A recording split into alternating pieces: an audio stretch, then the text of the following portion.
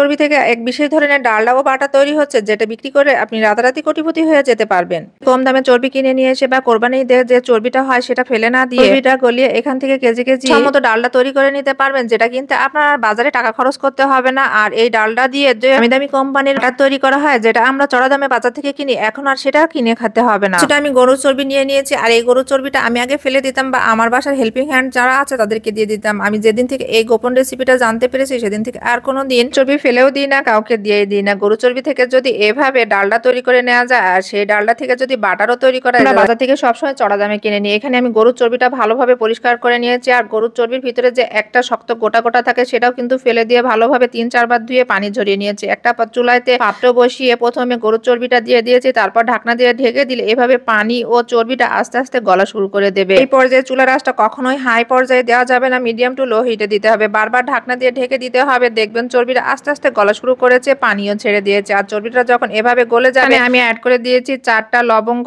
একটা এলাচ, 2 টুকরা দারচিনি, তেজপাতা 2 টুকরা করে দিয়েছি। এখন আমি নাড়াচাড়া করব। নাড়াচাড়ার এই পর্যায়ে কিন্তু একটু উপর নিচ নাড়াচাড়া করে দিতে হবে, যেন সারা দিক দিয়ে চর্বিটা ভালোভাবে গলে যায় আর উপর নিচ হয়ে যায়। যদি উপর নিচ করে নাড়াচাড়া না দেওয়া যায় তাহলে নিচের দিকটা বেশি তেল বের হয়ে যাবে আর চর্বিটা ভালোভাবে তেল বের হবে না। এর জন্য একটু পরপর নাড়াচাড়া করে দিতে হবে। আর এরকম ফুটে যখন চর্বির কালারটা এরকম ভাজা ভাজা হয়ে আসবে সেই পর্যায়ে চুলার আঁচটা বন্ধ করে দিতে হবে। আমি এখন চুলার আঁচটা বন্ধ করে দিয়েছি আর আপনাদেরকে দেখিয়ে দিচ্ছি চর্বিটা কেমন ভাবে হয়ে গেছে, ভিতর থেকে কতটা তেল বের হয়ে আসছে চর্বি থেকে। চর্বিটা আমি ঠান্ডা করতে দিয়ে দেবো, কারণ আমি এই চর্বিটা ছাকনা দিয়ে ছেঁকে নেবো। ছাকনা দিয়ে ছেঁকে একটু রেস্টে রেখে দিলে দেখবেন সমস্ত তেল চর্বি থেকে বের হয়ে গেছে। আর দেখেন কতটা স্বচ্ছ একটা তেল বের হয়েছে। আমি বিভিন্ন সাইজের বাটিতে তেলগুলো সেট করতে দেবো, আর আমি যে বাটিতে সেট করতে দিয়েছিলাম সেটা আপনাদেরকে দেখিয়ে দিচ্ছি 3 ঘন্টা পরে কতটা জমে গেছে আর কত সুন্দরভাবে ডালডা তৈরি হয়ে গেছে। আমি এখন ডালডাগুলো পিস পিস করে নিয়ে ডালডা থেকে আপনাদেরকে বাটার তৈরি করা দেখাবো, আর বাকি ডালডাগুলো আমি বক্সে রেখে দেবো সারা বছর সংরক্ষণ করার জন্য। আমি যে ডালডা তৈরি করেছিলাম তার থেকে